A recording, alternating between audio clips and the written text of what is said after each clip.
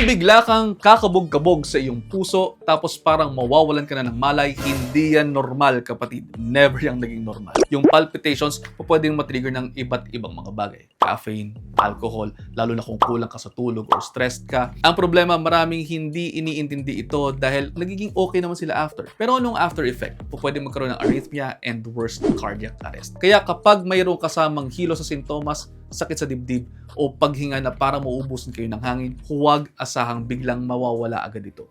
Mag-emergency room po, pwede naman po. Kung gusto ninyong malaman kung meron niyang problema sa heart rhythm ninyo, pwede nitong gawin sa bahay. Bilangin po ninyo ang heart rate ninyo when resting. Kapag lalagpas iyan sa 100 palagi, kinakailangan natin itong ayusin. Magbuhos ng kape, magbuhos ng alak, uminom ng mas maraming tubig, at magpa-ECG kayo kung recurrent. At itag mo na rin ang iyong mga kaibigang parating nagkakape, parating nag-aalak, lalo na ngayong season na ito.